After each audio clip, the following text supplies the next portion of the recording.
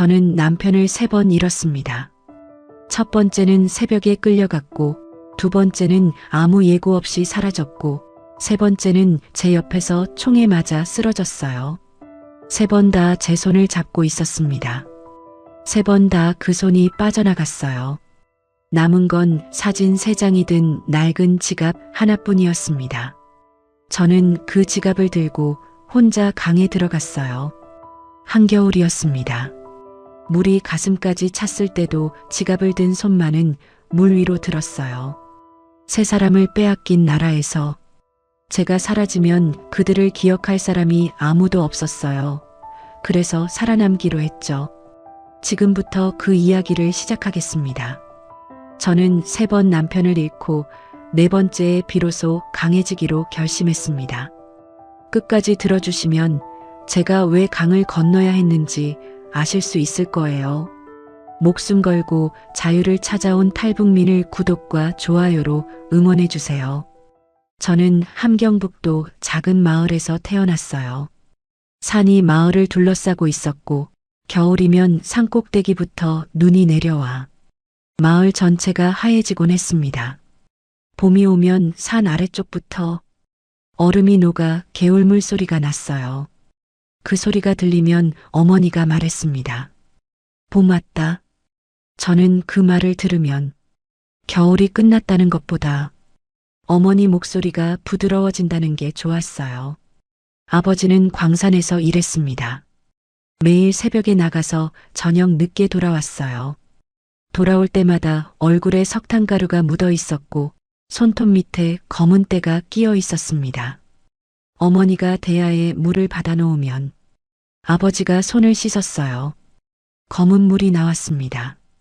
저는 그 물이 신기해서 가끔 들여다봤어요. 아버지가 뭘 봐 하면서도 눈가에 주름이 생기도록 웃었습니다. 학교를 졸업하고 나서 저는 마을 식료품 가공 공장에 배치됐어요.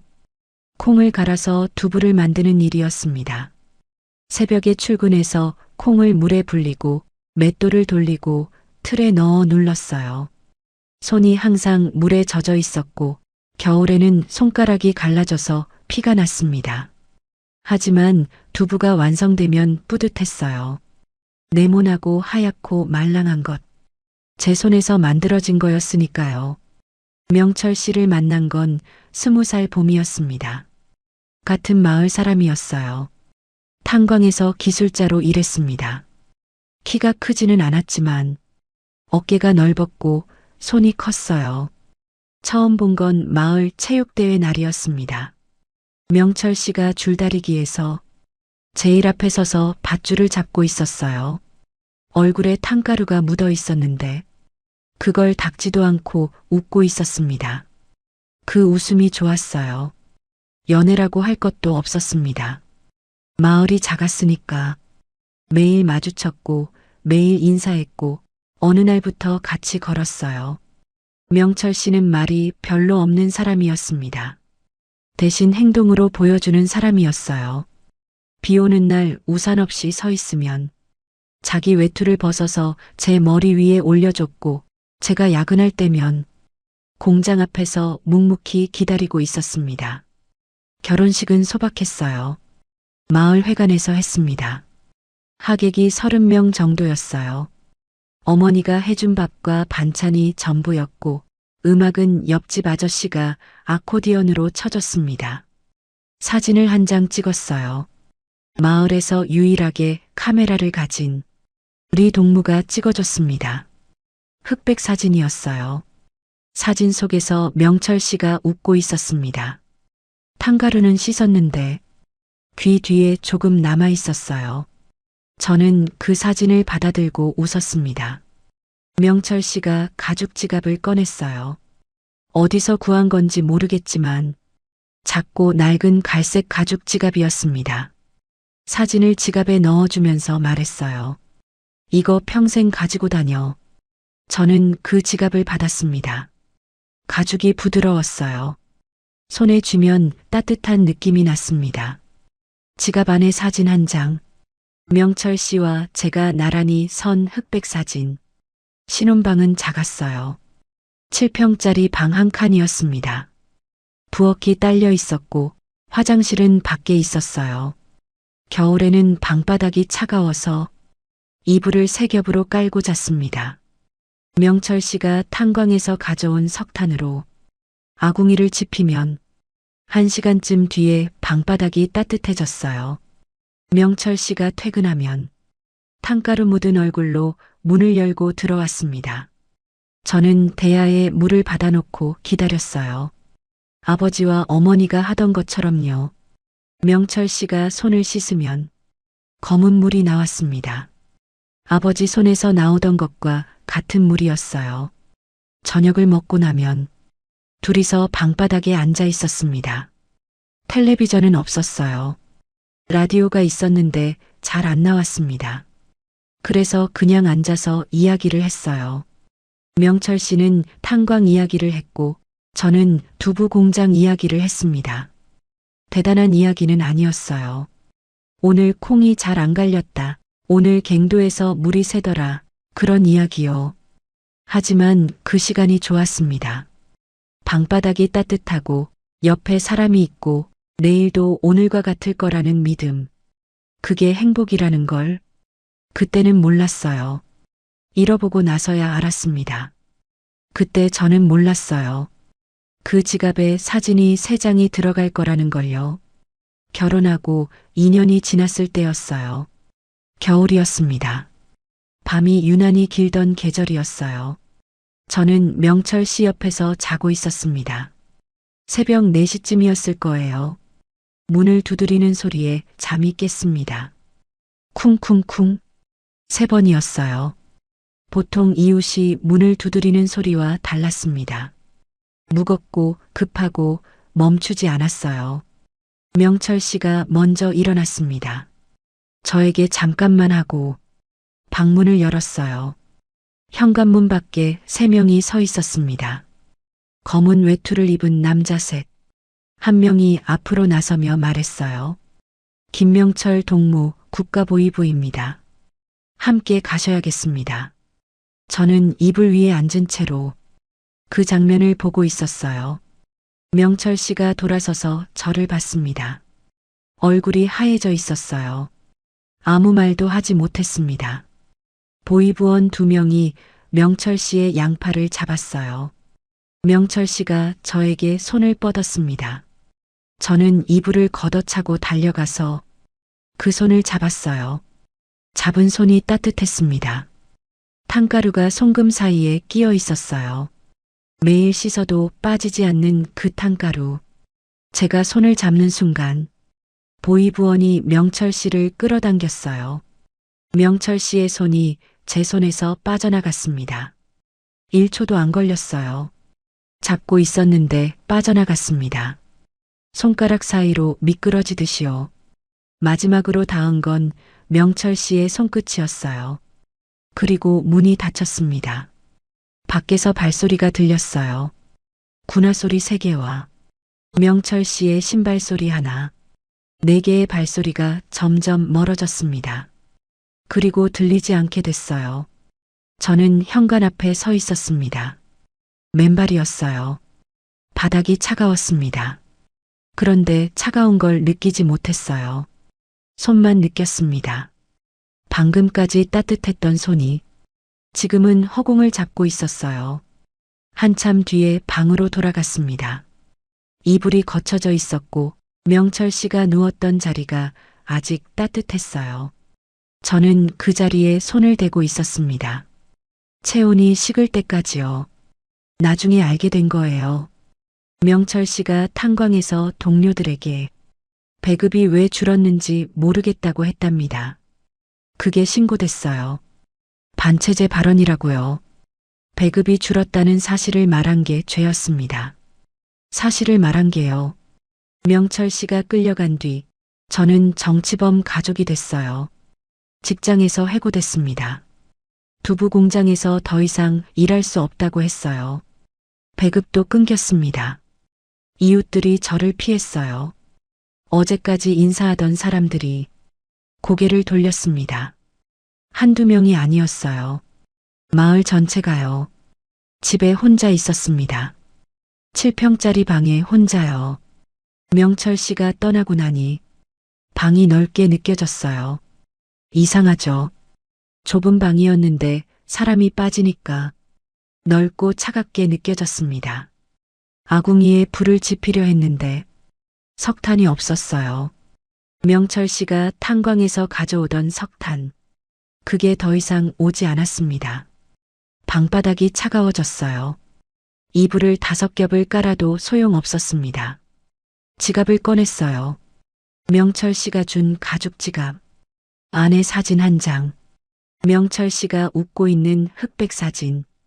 귀 뒤에 탕가루가 남아있는 그 사진. 저는 그 사진을 보면서 울지 않았어요. 울면 안 된다고 생각했습니다. 울면 끝이니까요. 대신 지갑을 품에 넣고 누웠어요. 가죽이 차가웠는데 한참 안고 있으니까 체온으로 따뜻해졌습니다. 그날 밤 저는 결심했어요. 살아야 한다고요. 어떻게든. 남편의 손이 제 손에서 빠져나가는데 1초도 안 걸렸어요. 하지만 그 1초를 저는 20년 넘게 기억하고 있습니다. 명철 씨가 끌려간 뒤 석 달쯤 지났을 때 저는 처음으로 장마당에 나갔습니다. 배급이 끊기고 나서 집에 먹을 게 없었어요. 처음에는 이웃에게 손을 벌렸습니다. 그런데 정치범 가족에게 뭘 주는 사람은 없었어요. 한두 번은 문 앞에 감자를 놓아주는 사람이 있었지만 그것도 곧 끊겼습니다. 장마당은 마을에서 걸어서 40분 거리에 있었어요. 함경북도 장마당 중에서는 작은 편이었습니다. 좌판이 100개 남짓 깔려 있었고 흙바닥 위에 비닐을 펴고 물건을 놓고 파는 구조였어요. 저는 두부를 만들 줄 알았습니다. 공장에서 배운 기술이 있었으니까요. 콩을 구해서 맷돌로 갈고 틀에 넣어 눌러서 두부를 만들었어요. 새벽 3시에 일어나 콩을 갈았습니다. 맷돌이 무거웠어요. 팔이 떨릴 때까지 돌렸습니다. 해 뜨기 전에 장마당 자리를 잡아야 했거든요. 늦으면 좋은 자리가 없었어요. 장마당에서의 삶은 단순했습니다. 새벽에 만들고 아침에 팔고 저녁에 콩을 불리고 밤에 잤어요. 돈이 많이 벌리지는 않았지만 굶지는 않았습니다. 두부가 잘 안 팔리는 날에는 밤에 두부를 직접 먹었어요. 그래도 감자만 먹는 것보다는 나았습니다. 정수 씨를 처음 본 건 장마당에서 한 달쯤 지났을 때였어요. 제 옆자리에 새 좌판이 깔렸습니다. 남자 한 명이 생선을 놓고 앉았어요. 30 초반쯤 되어 보였습니다. 얼굴이 검게 탔고 손이 거칠었어요. 말이 없는 사람이었습니다. 아침에 인사를 해도 고개만 살짝 끄덕이고 말았어요. 그렇게 일주일이 지났습니다. 비가 오는 날이었어요. 장마당에 비닐 지붕이 없는 자리가 있었는데 제 자리가 그랬어요. 비가 두부 위에 떨어지기 시작했습니다. 비 맞은 두부는 팔 수 없었어요. 저는 서둘러 두부를 치우려고 했습니다. 그때 옆에서 뭔가가 펼쳐졌어요. 정수 씨가 자기 좌판 비닐을 제 쪽으로 넓게 당겨 씌워주고 있었습니다. 생선은 비를 맞아도 되지만 두부는 안 되니까요. 저는 정수 씨를 봤어요. 정수 씨는 저를 안 보고 있었습니다. 자기 생선에 비가 떨어지는 걸 그냥 바라보고 있었어요. 고맙습니다. 제가 말했어요. 정수 씨가 처음으로 말했습니다. 두부는 비 맞으면 안 되잖아요. 그게 첫 대화였어요. 그 뒤로 조금씩 말을 나누게 됐습니다. 정수 씨는 강에서 물고기를 잡아 파는 사람이었어요. 새벽에 강에 나가 그물을 걷고 장마당에 와서 팔았습니다. 가족은 없다고 했어요. 왜 없는지는 묻지 않았습니다. 장마당에서는 서로의 사정을 깊이 묻지 않는 게 예의였어요. 시간이 지나면서 저와 정수 씨는 매일 옆자리에 앉았습니다. 비 오는 날이면 서로 비닐을 나눴고 장사가 안 되는 날이면 남은 생선과 두부를 바꿔 먹었어요.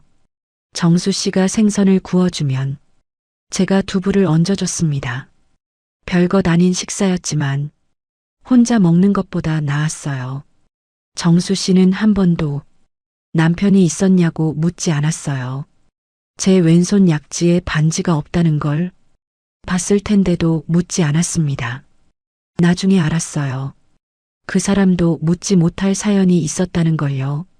정수 씨의 아버지도 정치범으로 끌려갔다고 합니다. 정수 씨가 15살 때였어요. 그 뒤로 정수 씨는 혼자 살았다고 했습니다. 그 이야기를 들은 건 훨씬 나중의 일이었지만요. 어느 날 장마당이 끝나고 정수 씨가 말했어요. 내일 생선 많이 잡히면 같이 저녁 먹을까요? 저는 고개를 끄덕였습니다. 마음이 조금 따뜻해지는 걸 느꼈어요. 오랜만이었습니다. 사람의 말 한마디가 이렇게 따뜻할 수 있다는 걸 잊고 있었거든요. 그런데 따뜻한 것들은 오래가지 않는다는 걸 저는 이미 한 번 배운 사람이었습니다. 정수 씨와 재혼한 건 장마당에서 만난 지 1년쯤 지나서였어요. 결혼식은 하지 않았습니다. 그냥 정수 씨가 제 방으로 왔고 저는 문을 열어줬어요. 그게 전부였습니다. 서류도 없었어요. 제가 정치범 가족이었으니까 혼인 등록이 안 됐습니다. 하지만 상관없었어요. 같이 사는 거면 됐습니다. 종이 한 장이 결혼을 만드는 건 아니니까요. 정수 씨와의 생활은 조용했어요. 새벽에 둘 다 일어나서 정수 씨는 강으로, 저는 맷돌 앞으로 갔습니다. 장마당에서 나란히 앉아 장사를 하고 저녁에 같이 돌아왔어요. 정수 씨가 생선을 구워주면 제가 두부를 곁들였습니다. 밥은 강냉이 밥이 대부분이었어요. 쌀밥을 먹는 날은 한 달에 한두 번뿐이었지만 그래도 둘이서 먹으니까 괜찮았습니다. 정수 씨는 여전히 말이 없는 사람이었어요. 하지만 행동으로 보여줬습니다. 명철 씨와 비슷한 점이었어요. 비 오면 비닐을 씌워주고 제가 아프면 죽을 쏘아줬습니다. 한 번은 제가 감기에 걸려 누워 있었는데 정수 씨가 장마당에 안 가고 하루 종일 옆에 앉아 있었어요. 왜 장사 안 가요? 물으니까 오늘은 생선 안 잡혀 하고 말했는데 나중에 이웃한테 들으니 그날 강에 물고기가 많이 잡혔다고 했습니다. 그렇게 3년이 지났어요. 안정된 생활이었습니다. 부자는 아니었지만 굶지 않았고 옆에 사람이 있었어요. 지갑 속 명철 씨의 사진은 가끔 꺼내봤지만 예전만큼 오래 보지는 않았습니다. 가슴이 아프긴 했지만 아픔의 종류가 달라져 있었어요. 날카로운 아픔에서 둔한 아픔으로 바뀌어 있었습니다. 어느 날이었어요. 장마당에서 장사를 하고 있었는데 아는 여자가 다가왔습니다. 같은 마을에서 온 여자였어요.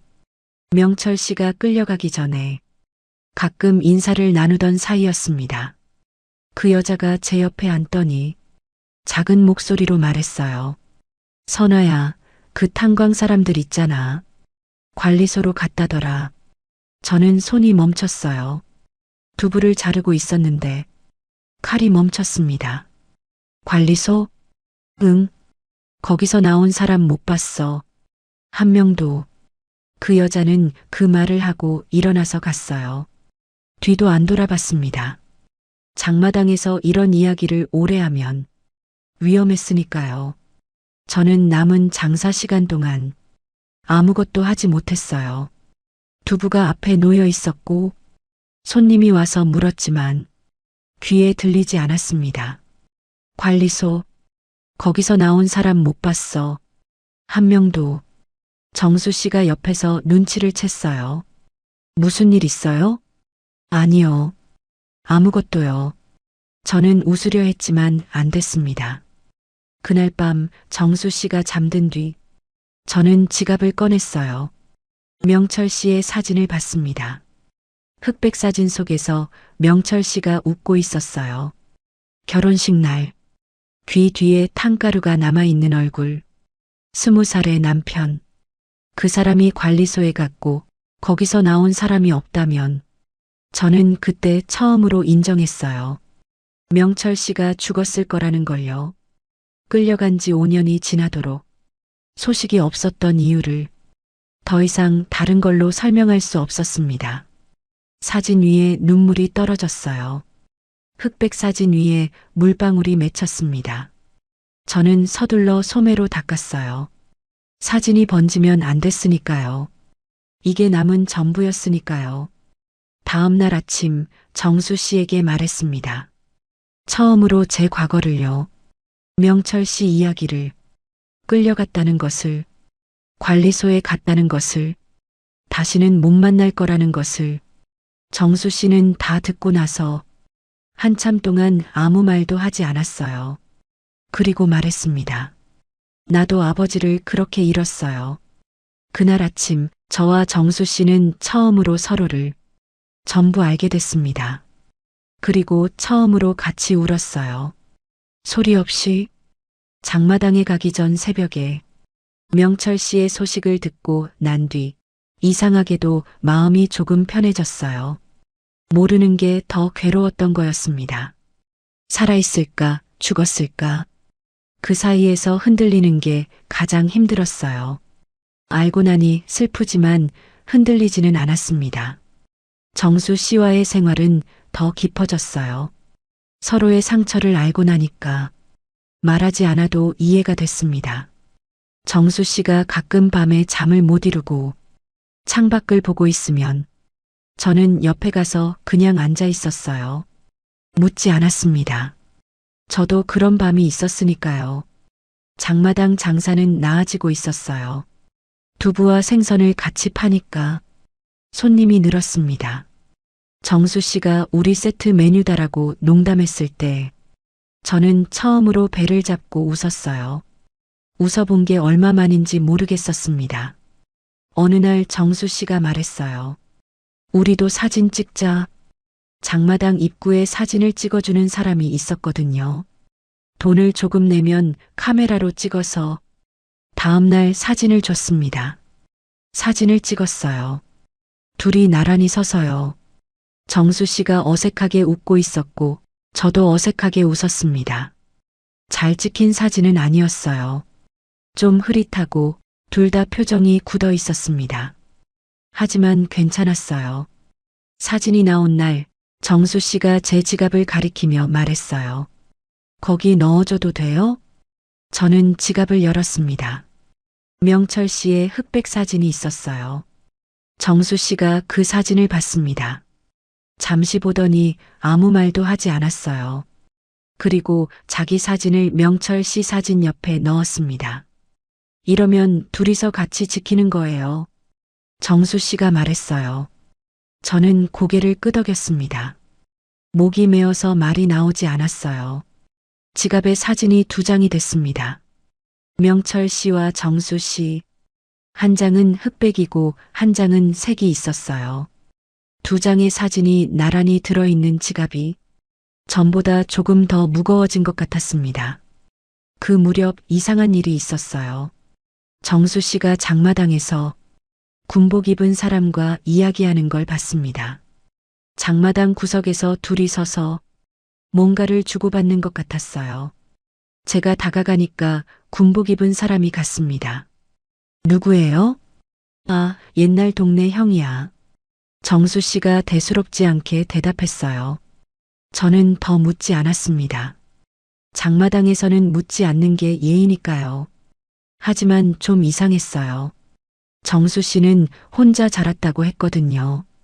가족이 없다고 했고 동네 사람들과 연락도 안 한다고 했어요. 그런데 갑자기 군복 입은 형이라니. 저는 그날 밤 잠들기 전에 정수 씨의 등을 봤습니다. 잠든 정수 씨의 등이 조용히 움직이고 있었어요. 숨을 쉬고 있었습니다. 그 등을 보면서 생각했어요. 이 사람도 무언가를 숨기고 있을까? 아니면 그냥 옛날 아는 사람일까? 물어봐야 할까, 말아야 할까? 저는 묻지 않기로 했어요. 정수 씨가 말하고 싶을 때 말할 거라고 생각했습니다. 정수 씨와의 시간은 따뜻했어요. 하지만 따뜻한 것들은 오래가지 않는다는 걸 저는 이미 한 번 배운 사람이었습니다.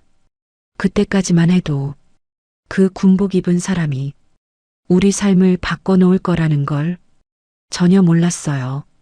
그날은 별일 없는 하루였어요. 장마당에서 장사를 하고 저녁에 집으로 돌아왔습니다. 정수 씨가 생선을 구워줬고 저는 두부를 데웠어요. 밥을 먹고 설거지를 하고 이불을 폈습니다. 정수 씨가 내일 강에 일찍 나가야 해라고 했어요. 저는 알았어요. 조심해요라고 말했습니다. 그게 마지막 대화였어요. 다음 날 아침 눈을 떴을 때 정수 씨가 없었습니다. 강에 갔나 보다 하고 일어나서 맷돌을 돌리고 장마당에 갔어요. 정수 씨의 좌판이 비어 있었습니다. 강에서 돌아오지 않은 거라고 생각했어요. 그런데 오후가 돼도 정수 씨가 오지 않았습니다. 저녁이 돼도 집에 돌아오지 않았어요. 밤이 됐습니다. 문을 열고 바깥을 봤어요. 골목이 비어 있었습니다. 정수 씨의 신발이 현관에 없었어요. 다음 날 아침에 이웃 여자가 찾아왔습니다. 문을 두드렸어요. 저는 열었습니다. 여자의 얼굴이 좀 어두웠어요. 선아야, 정수 씨가 군에 끌려갔어. 예비 징집이래. 저는 문틀을 잡았어요. 다리에 힘이 빠졌거든요. 언제요? 어제 새벽에. 장마당 가기 전에 잡아갔나 봐. 어제 새벽? 정수 씨가 강에 일찍 나가야 해라고 한 그 새벽. 강에 간 게 아니었어요. 끌려간 거였습니다. 아니, 어쩌면 알고 있었을 수도 있어요. 그래서 조심해요라는 제 말에 대답을 안 한 건지도 모르겠어요. 그때는 눈치채지 못했지만 지금 생각하면 정수 씨의 내일 강에 일찍 나가야 해가 작별 인사였을 수도 있습니다. 저는 군부대를 찾아갔어요. 마을에서 걸어서 2시간 거리에 있는 군부대 정문 앞에 섰습니다. 보초병에게 말했어요. 안에 제 남편이 있습니다. 면회를 하고 싶어요. 보초병이 저를 위아래로 보더니 말했어요. 면회는 안 됩니다. 소집 해제될 때까지 기다리세요. 소집 해제가 언제인데요? 모릅니다. 저는 돌아가지 않았어요. 부대 철조망 앞에 서서 안쪽을 봤습니다. 넓은 운동장이 보였고 막사 건물이 보였고 군인들이 줄지어 걸어가는 게 보였어요. 그 중에 정수 씨가 있는지 찾으려 했습니다. 하지만 군복을 입으면 다 같아 보였어요. 얼굴을 구분할 수가 없었습니다. 2시간을 서 있었어요. 발이 시려워졌습니다. 겨울이었거든요. 철조망이 녹슬어 있었고 녹냄새가 차가운 공기에 섞여 코를 찔렀습니다. 보초병이 한 번 더 말했어요. 돌아가세요. 돌아가면서 생각했습니다. 2번째였어요. 남편이 사라지는 건 2번째였습니다. 첫 번째는 새벽에 끌려갔고 2번째는 아무 예고 없이 사라졌어요. 방법만 달랐지 결과는 같았습니다. 집에 돌아와서 지갑을 꺼냈어요. 사진 2장을 봤습니다. 명철 씨, 정수 씨, 한 명은 이미 없고 한 명은 어디 있는지 모르겠고 저는 그날 밤 울지 않았어요. 명철 씨 때처럼 울지 않았습니다. 눈물이 마른 건지 아니면 이미 알고 있었던 건지 따뜻한 것들은 오래가지 않는다는 걸 한 번 배우면 2번째는 놀랍지 않다는 걸 그때 알았어요. 놀랍지 않다는 게 가장 슬픈 일이었습니다. 정수 씨를 기다렸어요. 석 달을 기다렸습니다. 매일 아침에 일어나면 혹시 문 앞에 서 있을까 하고 현관을 봤어요. 아무도 없었습니다. 장마당에 나가면 정수 씨의 빈 좌판이 보였어요. 다른 사람이 그 자리를 차지했습니다. 생선을 파는 사람이었는데 정수 씨와 다른 사람이었어요. 얼굴도 손도 앉는 자세도 달랐습니다. 석 달째 되던 어느 날 장마당에서 장사를 마치고 집으로 돌아가는 길이었어요. 골목 모퉁이에서 누군가 저를 불렀습니다. 선화동무. 돌아보니 젊은 남자가 서 있었어요. 군복을 입고 있었습니다. 제가 본 적 없는 얼굴이었어요. 누구세요? 정수 형이 전해달라고 했습니다. 그 남자가 주머니에서 종이 한 장을 꺼냈어요. 접혀 있었습니다. 4번 접힌 작은 종이. 저는 종이를 받았어요. 손이 떨렸습니다. 남자가 말했어요. 형이 고생이 많다고 미안하다고 전해달라고 했습니다. 그리고 돌아서서 갔어요. 골목에서 종이를 펼쳤어요. 정수 씨의 글씨였습니다. 어눌하고 삐뚤한 글씨. 정수 씨는 글씨를 잘 못 썼거든요. 하지만 한 글자 한 글자 정성껏 쓴 게 보였어요. 미안해. 말을 못했어. 장마당에서 만난 군복 입은 사람은 옛날 동네 형이 아니라 징집 담당관이었어. 장마당 단속 때 내가 걸렸는데 감옥 대신 군으로 가는 거래. 형이 말해줬어. 감옥보다 낫다고. 나는 감옥에 가면 당신한테까지 피해가 갈까봐 그랬어. 정치범 가족인 당신이 또 남편 때문에 힘들어지면 안 되잖아. 기다리지 마. 언제 나갈 수 있을지 모르겠어. 나가더라도 당신한테 짐이 되고 싶지 않아. 건강해. 저는 그 쪽지를 읽고 골목 바닥에 주저앉았어요. 등이 벽에 닿았습니다. 벽이 차가웠어요. 정수 씨는 알고 있었던 거였어요. 장마당에서 군복 입은 사람을 만났을 때 이미 끌려갈 걸 알고 있었습니다. 저에게 말하지 않은 건 저를 지키려고 한 거였어요. 정치범 가족인 제가 또 남편 문제로 피해를 받을까봐. 그런데 그게 제가 원한 게 아니었어요. 저는 알고 싶었습니다. 같이 고민하고 싶었어요. 혼자 결정하지 말고 저한테 말해줬으면 좋겠었어요. 하지만 정수 씨는 혼자 결정했습니다. 명철 씨도 그랬어요. 명철 씨도 배급이 줄었다는 말을 저한테 한 적 없었거든요. 동료한테만 했어요. 저를 걱정시키기 싫어서. 2사람 다 저를 지키려고 했고 2사람 다 제 손에서 빠져나갔습니다. 쪽지에 기다리지 말라고 적혀 있었어요. 하지만 저는 기다렸습니다. 기다리는 것밖에 할 줄 모르는 사람이었으니까요. 1년을 기다렸어요. 정수 씨의 소식은 오지 않았습니다. 쪽지를 전해준 그 군인도 다시 나타나지 않았어요. 1년이 지나고 2년이 지나고 3년이 지났습니다. 장마당에서 두부를 팔았고 집에 혼자 돌아왔고 지갑을 꺼내 사진 2장을 봤어요. 명철 씨, 정수 씨, 2사람 다 웃고 있는 사진. 2사람 다 제 옆에 없는 사진. 저는 기다리는 게 지쳐가고 있었습니다. 동혁 씨를 만난 건 정수 씨가 사라지고 3년이 지났을 때였어요. 장마당에서였습니다. 그날 장사가 끝나고 좌판을 정리하는데 옆에 남자 한 명이 앉았어요. 30 중반쯤 되어 보였습니다. 얼굴이 날카롭고 눈이 빠른 사람이었어요. 명철 씨나 정수 씨와는 달랐습니다. 조용한 사람이 아니었어요. 말이 많았고 눈치가 빨랐고 사람을 잘 읽는 타입이었어요. 두부 장사 오래 했어요? 네. 혼자예요? 네. 동혁 씨는 그 대답을 듣고 잠시 저를 봤어요. 뭔가를 계산하는 눈빛이었습니다. 그때는 그게 뭔지 몰랐어요. 동혁 씨는 브로커와 연결된 사람이었습니다. 장마당에서 물건을 중국 쪽으로 넘기는 일을 했어요. 불법이었지만 장마당에서는 불법 아닌 게 드물었습니다. 살기 위해서 다들 뭔가를 했어요.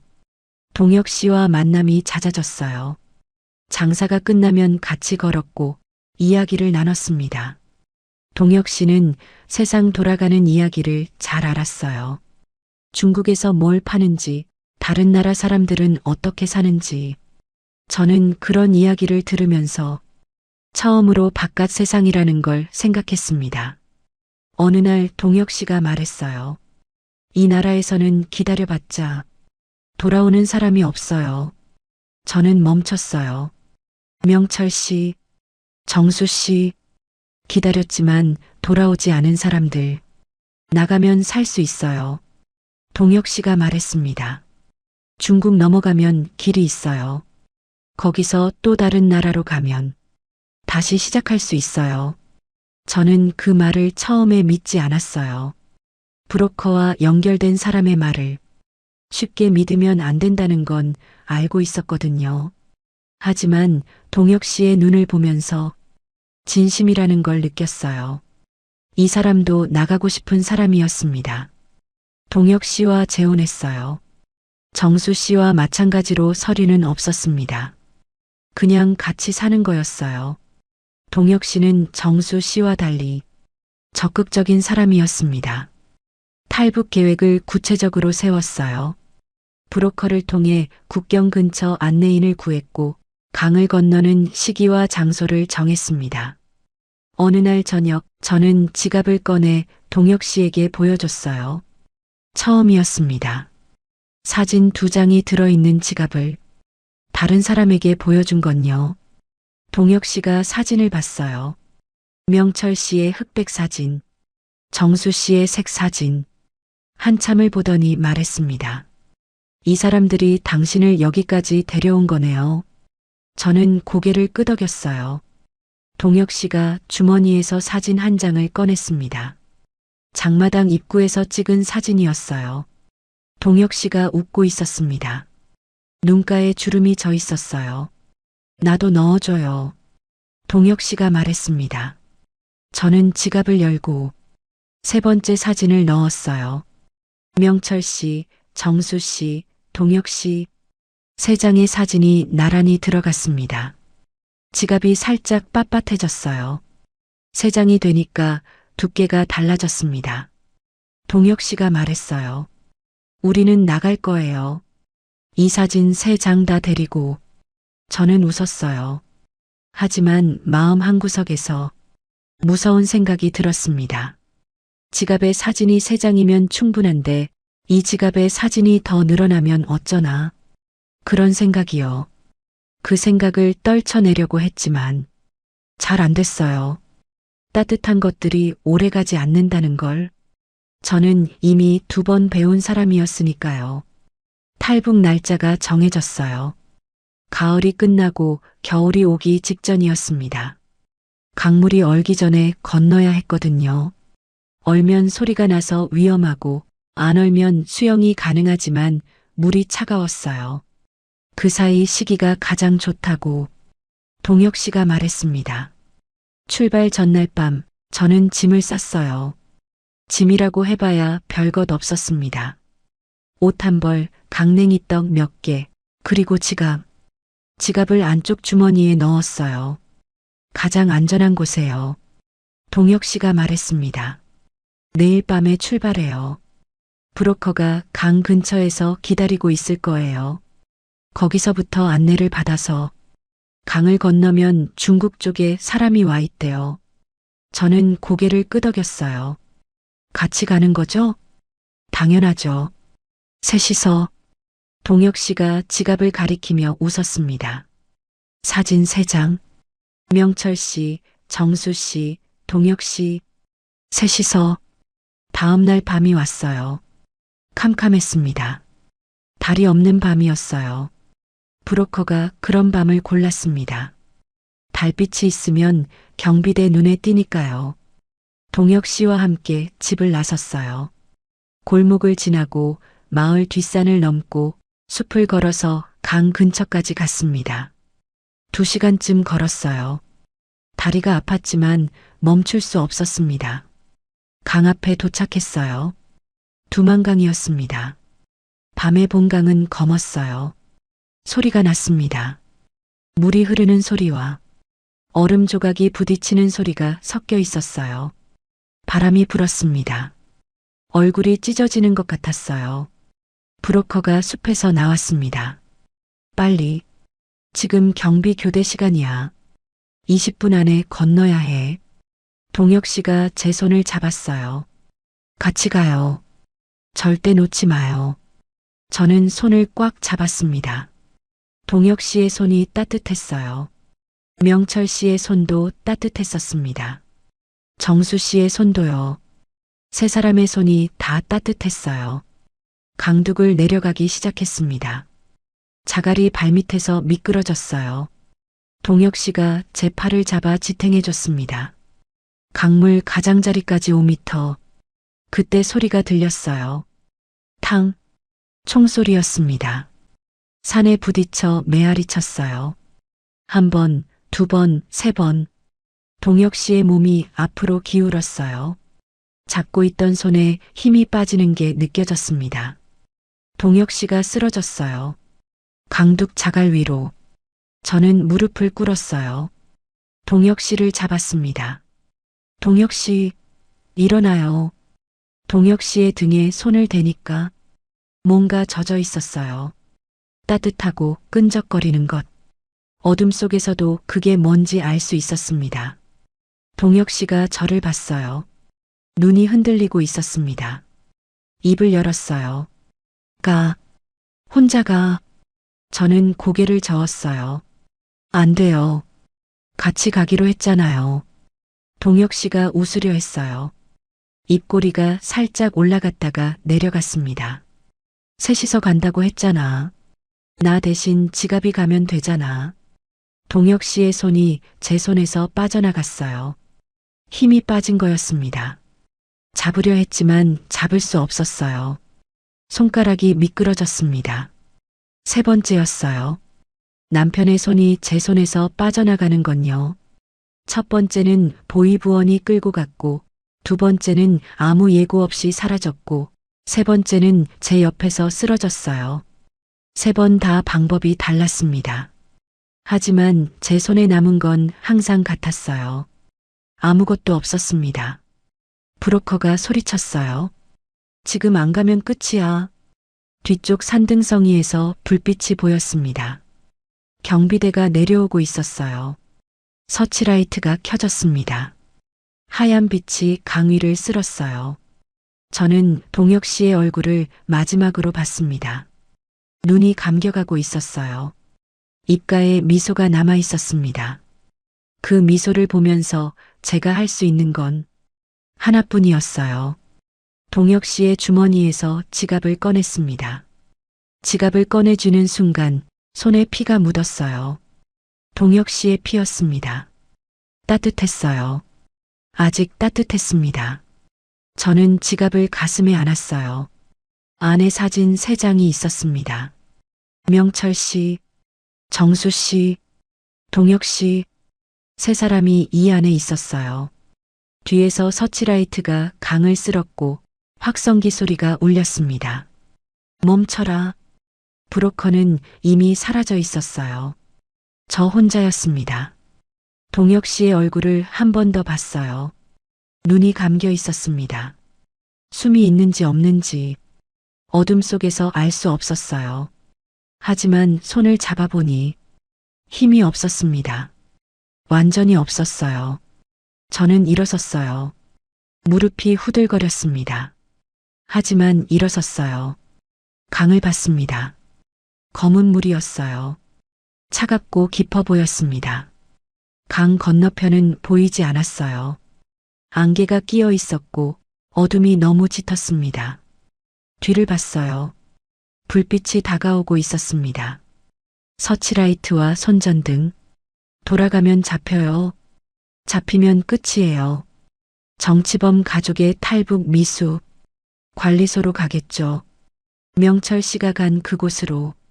거기서 나온 사람 못 봤다는 그곳으로.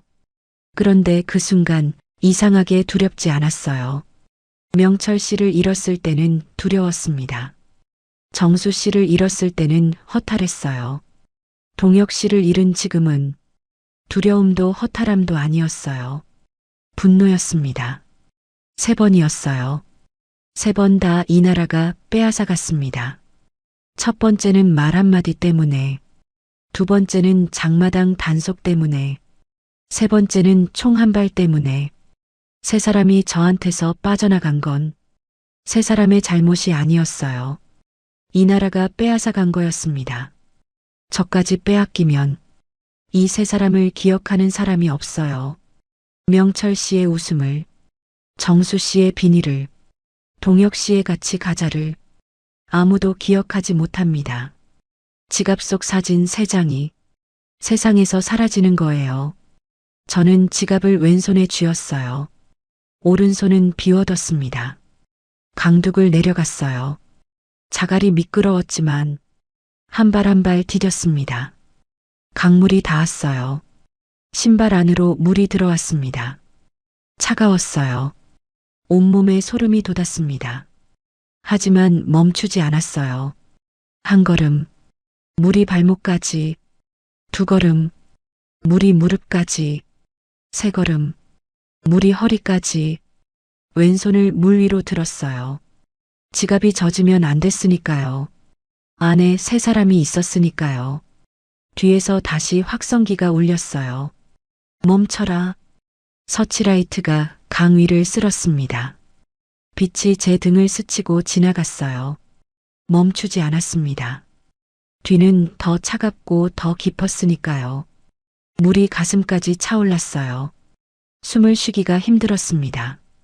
차가운 물이 갈비뼈를 조이는 것 같았어요. 폐가 수축하는 느낌이었습니다. 왼손은 물 위로 들고 있었어요.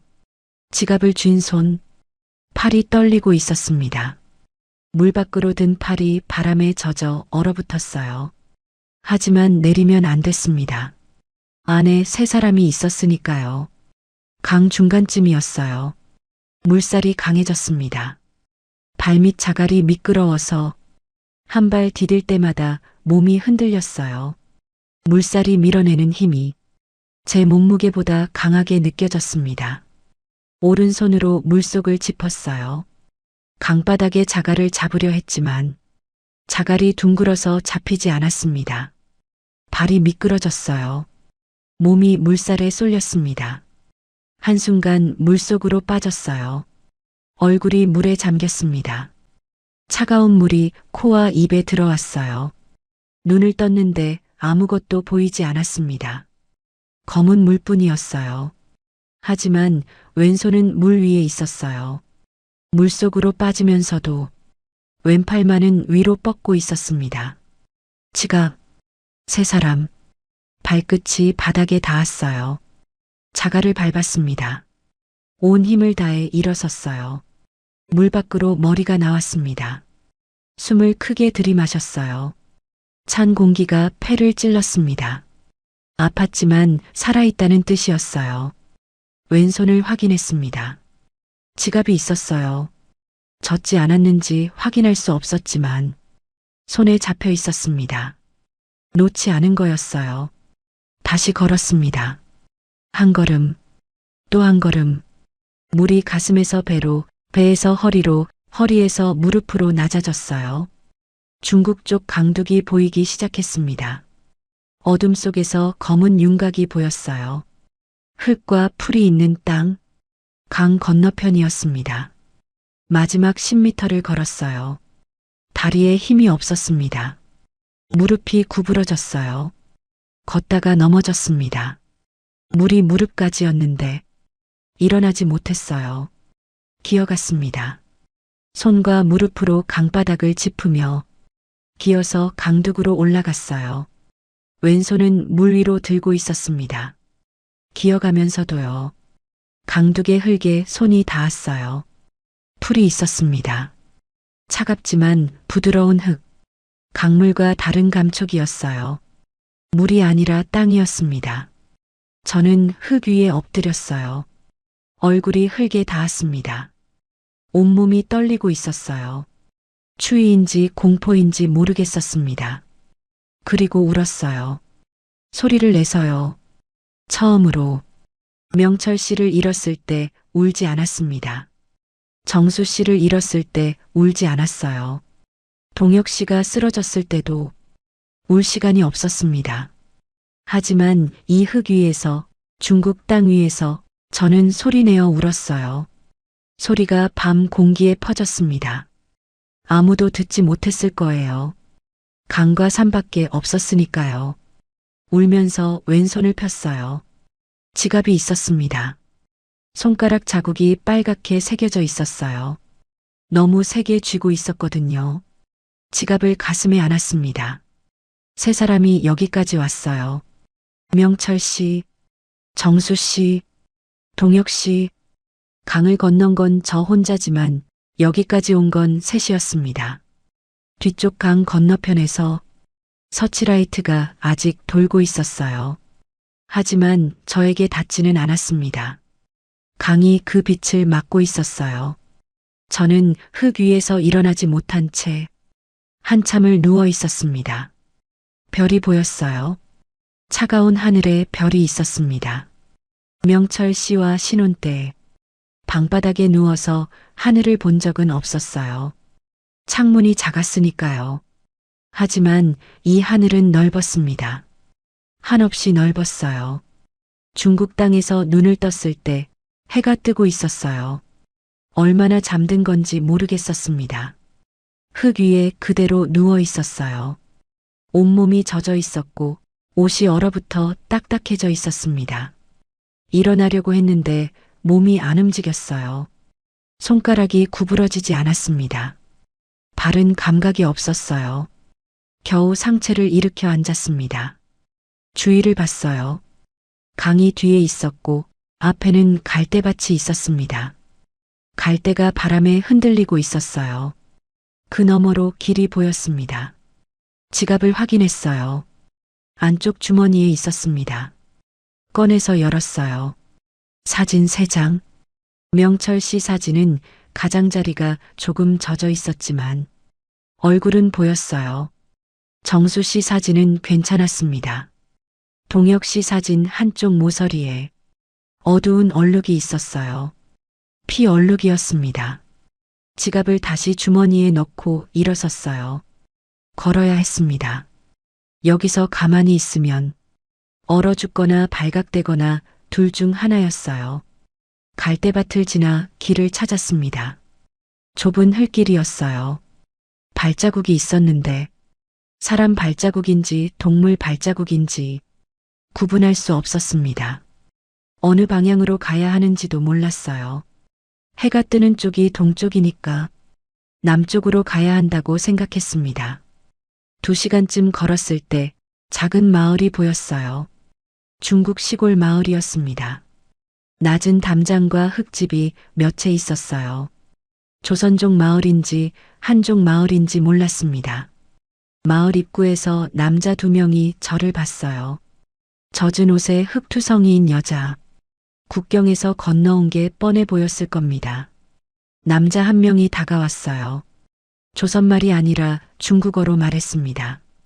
저는 중국어를 못했어요. 남자가 제 팔을 잡았어요. 세게 잡았습니다. 끌려가는 느낌이었어요. 저항하려 했지만 몸에 힘이 없었습니다. 밤새 강을 건넌 몸은 남자 1명의 손을 뿌리칠 힘도 없었어요. 작은 집 안으로 끌려 들어갔습니다. 방 안에 다른 남자가 있었어요. 전화를 하고 있었습니다. 전화를 끊고 저를 봤어요. 그리고 중국어로 뭔가를 말했습니다. 2 남자가 웃었어요. 저는 상황을 이해하는데 오래 걸리지 않았어요. 브로커가 강 건너에 사람을 배치해뒀다고 했지만 그 사람이 진짜 브로커인지 아닌지 확인할 방법이 없었습니다. 이 남자들은 브로커가 아니었어요. 인신매매범이었습니다. 탈북 여성을 잡아서 중국 농촌 남자에게 파는 사람들. 방 안에 갇혔어요. 문은 밖에서 잠겼습니다. 창문이 있었는데 작았어요. 화장실 쪽에 있는 창문이었습니다. 폭이 30cm 정도. 사람이 빠져나가기에는 좁았어요. 하지만 저는 몸이 야위어 있었습니다. 장마당에서 두부를 팔며 살았고 하루 한 끼 먹는 날이 많았어요. 몸이 말라 있었습니다. 밤을 기다렸어요. 남자들이 술을 마시고 코 고는 소리가 들렸을 때 화장실로 갔습니다. 창문을 열었어요. 30cm 어깨를 비틀어 넣었습니다. 아팠어요. 뼈가 끼이는 느낌이었습니다. 하지만 밀어 넣었어요. 한쪽 어깨, 머리, 다른 쪽 어깨, 허리가 끼었을 때 숨을 내쉬고 몸을 최대한 납작하게 만들었어요. 빠져나왔습니다. 바깥은 어둡고 차가웠어요. 맨발이었습니다. 신발이 방 안에 있었거든요. 흙바닥을 밟으며 마을을 벗어났어요. 발이 시려웠지만 뛰었습니다. 3번 남편을 잃은 여자한테 이 세상은 또 다른 방법으로 빼앗으려 했어요. 하지만 저는 이미 잃을 게 없는 사람이었습니다. 잃을 게 없는 사람은 무섭지 않아요. 주머니 속 지갑만 확인했습니다. 있었어요. 그것만 있으면 됐습니다. 마을을 벗어나 산으로 들어갔어요. 맨발이었습니다. 산길에 돌이 있었고 마른 나뭇가지가 있었어요. 발바닥이 찔리고 베었습니다. 피가 났지만 멈출 수 없었어요. 뒤에서 누가 쫓아올 수 있었으니까요. 1시간쯤 산을 올랐을 때 작은 길이 나왔어요. 길을 따라 걸었습니다. 해가 떠오르고 있었어요. 빛이 나뭇잎 사이로 떨어졌습니다. 따뜻했어요. 하지만 발은 얼어 있었고 배는 비어 있었고 온몸이 떨리고 있었습니다. 길 끝에 집이 한 채 있었어요. 담장이 낮고 마당에 빨래가 널려 있었습니다. 여자가 마당에서 쓸고 있었어요. 나이가 50대쯤 되어 보였습니다. 저는 다가갔어요. 조선말로 말했습니다. 도와주세요. 여자가 저를 봤어요. 맨발에 흙투성이에 옷이 젖은 여자. 여자의 표정이 변했습니다. 놀란 게 아니라 알아본 것 같았어요. 국경에서 넘어온 사람이라는 걸. 들어와. 조선말이었어요. 조선족 여자였습니다. 집 안으로 들어갔어요. 따뜻했습니다. 온돌이 깔려 있었고 방바닥이 따뜻했어요. 저는 바닥에 앉는 순간 눈물이 나왔습니다. 따뜻한 바닥. 명철 씨와 살던 7평짜리 방에 온돌 바닥이 떠올랐어요. 여자가 물을 끓여줬어요. 따뜻한 물 한 잔. 마시는데 손이 떨려서 물이 흘렀습니다. 여자가 아무 말 없이 수건을 건네줬어요. 발을 봤습니다. 피가 나 있었어요. 여자가 약을 발라줬습니다. 연고를 바르는 동안 아팠지만 누군가의 손이 제 발을 만지고 있다는 게 이상하게 위안이 됐어요. 여자가 물었어요. 어디서 왔어? 함경북도요. 혼자? 네. 남편은? 없어요. 저는 거짓말을 한 게 아니었어요. 남편이 3명이었지만 지금은 없으니까요. 여자가 밥을 해줬습니다. 흰쌀밥이었어요. 언제 먹어봤는지 기억이 나지 않았습니다. 밥 위에 계란 프라이를 올려줬어요. 저는 젓가락을 잡는데 손이 떨려서 밥알을 흘렸습니다. 밥을 먹는 동안 여자가 말했어요. 여기 오래 있으면 안 돼. 공안이 돌아다녀. 잡히면 보내. 보내다는 말은 북한으로 강제 송환한다는 뜻이었어요. 돌아가면 죽어요. 정치범 가족의 탈북. 관리소행이었습니다. 어디로 가면 되는데요? 내가 사람을 알아봐 줄게. 하루만 기다려. 하루를 기다렸어요. 그런데 저녁에 이상한 일이 생겼습니다. 여자가 전화를 하고 있었어요. 중국어로. 저는 중국어를 몰랐지만 공안이라는 단어는 알아들었어요. 브로커와 연결된 사람에게 전화하는 건지 아니면 공안에 신고하는 건지. 여자가 전화를 끊고 방으로 왔어요. 표정이 좀 달랐습니다. 눈을 피했어요. 저는 직감적으로 알았어요. 이 여자가 신고하려는 거라는 걸. 처음에는 도와주려고 했지만 무서워진 거예요. 탈북자를 숨겨주다 걸리면 중국에서도 처벌을 받으니까요. 저는 여자 앞에 무릎을 꿇었습니다. 지갑을 꺼냈어요. 사진 3장을 보여줬습니다. 명철 씨, 정수 씨, 동혁 씨, 이 사람들이 제 남편이었어요. 3명 다 나라가 빼앗아 갔어요. 신고하면 저는 북한으로 돌아가요. 돌아가면 죽어요. 그러면 이 사람들을 기억하는 사람이 세상에 아무도 없게 돼요. 여자가 사진을 봤어요. 3장을. 한참을 보더니 눈이 빨개졌습니다. 여자가 일어나서 현관문을 열었어요. 가, 빨리. 저는 일어섰습니다. 고맙습니다. 여자가 고개를 돌렸어요. 울고 있었습니다. 문 밖으로 나왔어요. 어둠이었습니다. 다시 산으로 가야 했어요. 맨발에 약이 발라져 있었지만 걷는 데는 여전히 아팠습니다. 산으로 올라가면서 뒤를 돌아봤어요. 여자의 집에 불이 켜져 있었습니다. 그 불빛이 점점 작아지다가 산 너머로 사라졌어요. 산에서 이틀을 버텼습니다. 낮에는 숲에 숨었고 밤에는 걸었어요. 먹을 것은 없었습니다. 나무 껍질을 벗겨 씹었어요. 물은 계곡물을 마셨습니다. 이틀째 되는 날 밤 길에서 트럭 한 대가 멈췄어요. 운전석에서 남자가 내렸습니다. 조선말로 말했어요. 선아 씨? 네. 아줌마가 보냈어. 타. 그 조선족 여자가 결국 공안에 신고하지 않고 다른 브로커를 연결해 준 거였어요. 트럭에 탔습니다. 새로운 루트가 시작됐어요. 동남아를 거쳐 대한민국까지 석 달이 더 걸렸습니다. 하지만 지갑은 항상 안쪽 주머니에 있었어요. 3사람이 함께 가고 있었습니다. 트럭은 이틀을 달렸어요. 어디로 가는지 몰랐습니다. 운전사는 말이 없었고 저는 짐칸의 쌀 포대 사이에 끼어 있었어요. 쌀 냄새가 코를 찔렀습니다. 배가 고팠지만 먹을 수는 없었어요. 남의 쌀이었으니까요. 트럭이 멈추면 숨을 죽였어요. 검문이었습니다. 중국어로 뭔가 주고받는 소리가 들렸고 운전사가 웃는 소리가 났어요. 뇌물이었을 겁니다.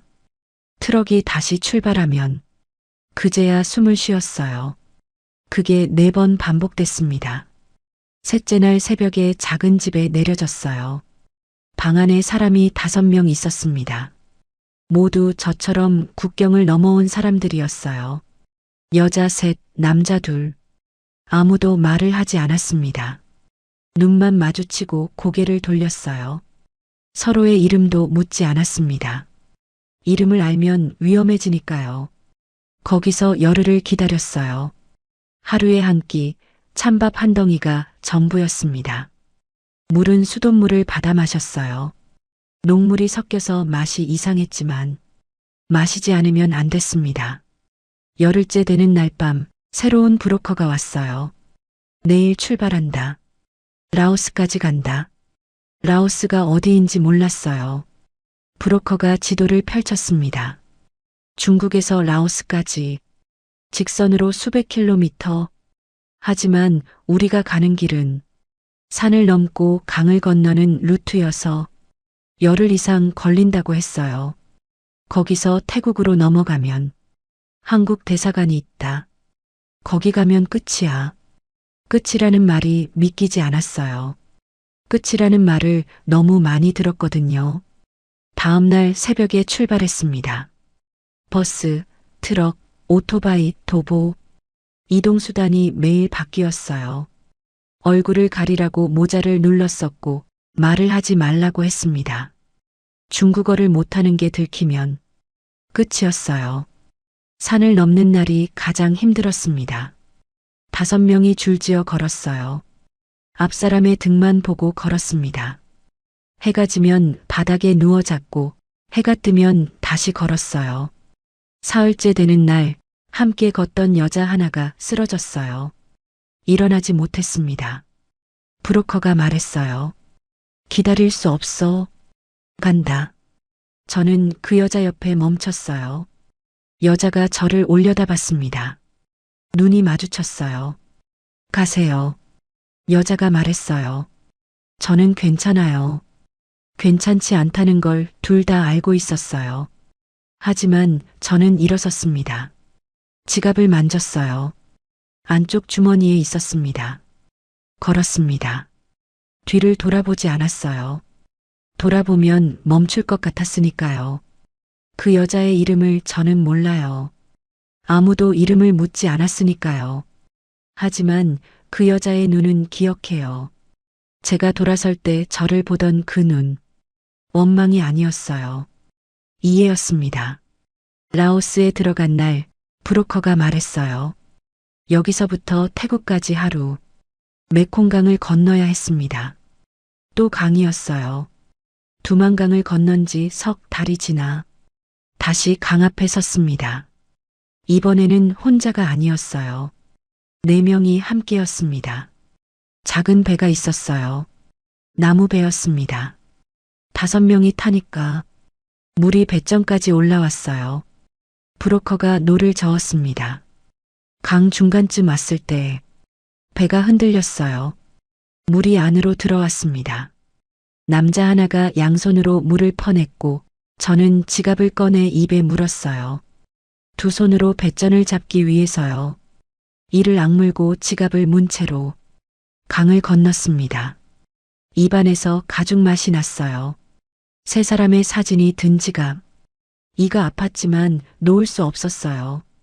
태국 쪽 강둑에 배가 닿았을 때 브로커가 말했어요. 됐어.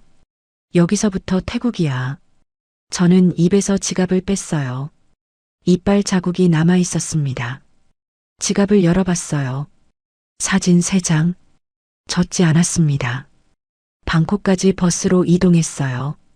한국 대사관 앞에 도착한 건 중국을 떠난 지 석 달하고 열흘째 되는 날이었습니다. 대사관 문 앞에 섰을 때 다리가 떨렸어요. 이번에는 공포가 아니었습니다. 한국어 간판이 보였어요. 한글이요. 읽을 수 있는 글자였습니다. 문을 밀고 들어갔어요. 직원이 한국말로 물었습니다. 어디서 오셨어요? 저는 대답하려는데 목이 막혔어요. 한국말이 나오지 않은 게 아니었어요. 한국말을 하는 사람 앞에 서는 게 처음이라서 그랬어요. 적이 아닌 사람이 한국말을 하고 있다는 게요. 함경북도요. 그 한마디를 하는데 3초가 걸렸습니다. 하지만 그 3초가 제 인생에서 가장 긴 3초였어요. 비행기를 탄 건 그로부터 열흘 뒤였습니다. 창밖으로 구름 아래 땅이 보였어요. 초록색이었습니다. 논이었어요. 한국 땅이요. 저는 지갑을 꺼냈어요. 사진 3장을 한 장씩 꺼내 무릎 위에 나란히 놓았습니다. 명철 씨, 탕가루 묻은 얼굴로 웃고 있었어요. 사진 모서리가 닳아서 얼굴 한쪽이 흐려져 있었습니다. 정수 씨, 장마당에서 찍은 사진, 살짝 바래져 있었지만 눈웃음은 그대로였어요. 동혁 씨, 가장 마지막에 찍은 사진, 사진 아래쪽에 피 얼룩이 아직 남아 있었습니다. 창밖에서 햇빛이 들어왔어요. 사진 3장 위로 빛이 떨어졌습니다. 3사람의 얼굴 위에 햇빛이 놓여 있었어요. 저는 웃었습니다. 비행기 안에서 혼자 웃었어요. 옆자리 사람이 쳐다봤지만 상관없었어요. 3사람이 저를 여기까지 보내준 거예요. 사진을 한 장씩 다시 지갑에 넣었어요. 명철 씨, 정수 씨, 동혁 씨, 순서대로요. 처음 넣은 순서 그대로. 지갑을 닫았습니다. 안쪽 주머니에 넣었어요. 비행기가 내려가기 시작했습니다. 땅이 점점 가까워졌어요. 비행기에서 내렸을 때 땅이 흔들리는 줄 알았어요. 제 다리가 떨리고 있었던 거였습니다. 하지만 이번에는 공포가 아니었어요. 처음으로 안도였습니다. 한국에 온 지 3년이 지났어요. 지금 저는 작은 식당에서 일하고 있습니다. 주방에서 국을 끓이는 일이에요. 새벽 5시에 출근해서 육수를 올리고 채소를 썰어요. 사장님이 처음에 물었어요. 요리해 본 적 있어요? 두부를 만들어 팔았어요. 어디서? 장마당이요. 사장님은 더 묻지 않았어요. 그게 고마웠습니다. 식당 한쪽에 창가 자리가 있어요. 저는 점심 장사가 끝나면 거기 앉아서 쉬곤 합니다. 햇빛이 잘 들어오는 자리예요. 오늘도 거기 앉았어요. 앞치마를 풀고 의자에 기대 앉았습니다. 지갑을 꺼냈어요. 안쪽 주머니에서요. 가죽이 달아서 색이 바래져 있었어요. 처음에는 갈색이었는데 지금은 거의 검은색에 가까워요. 모서리 한쪽에는 이빨 자국이 남아 있습니다. 메콩강을 건널 때 생긴 거예요. 지갑을 열었어요. 사진 3장. 명철 씨. 흑백 사진이에요. 모서리가 둥글게 달아서 얼굴 한쪽이 거의 안 보여요. 하지만 웃고 있다는 건 알아요. 탕가루 묻은 볼 위로 입꼬리가 올라가 있으니까요. 정수 씨. 장마당에서 찍은 사진. 좌판 나무결이 뒤에 보여요. 색이 바래서 전체가 노르스름한데 눈웃음만은 선명해요. 생선 비늘이 셔츠에 묻어있던 사람. 동혁 씨. 셋 중 가장 최근 사진이에요. 그래서 가장 선명합니다. 하지만 사진 아래쪽에 갈색 얼룩이 있어요. 피 얼룩이에요. 두만강 강둑에서 묻은 거예요. 닦아냈지만 완전히 지워지지 않았습니다. 3장을 나란히 놓고 봤어요. 창밖에서 햇빛이 들어와 사진 위에 놓였습니다. 명철 씨는 24살에 끌려갔어요. 저와 결혼한 지 2년째 되던 겨울이었습니다. 정수 씨는 31살에 사라졌어요. 장마당에서 나란히 앉아 장사하던 그 자리에서요. 동혁 씨는 36에 쓰러졌어요. 강둑 자갈 위에서 제 손을 잡은 채로 3사람 다 날아가 빼앗아 갔습니다. 저는 남편을 3번 잃었어요. 3번 다 제가 선택해서 잃은 게 아니었어요. 새벽에 끌려갔고 예고 없이 사라졌고 총에 맞아 쓰러졌습니다. 하지만 저는 빼앗기지 않았어요. 제 다리로 걸었고 제 팔로 강을 건넜고 제 이로 지갑을 물고 버텼습니다. 이 지갑 안에 3사람이 있어요. 사진 3장이요. 3장이 전부예요.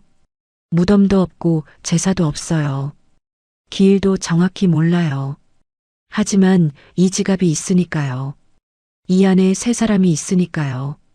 가끔 밤에 잠이 안 올 때가 있어요. 그러면 지갑을 꺼내요. 사진을 꺼내지는 않아요. 그냥 만져요. 가죽의 다른 부분을 손가락으로 쓸어요. 그러면 잠이 와요. 3사람이 옆에 있는 것 같아서요. 저는 요즘 한 가지를 배우고 있어요. 한국에서 운전면허를 따려고요.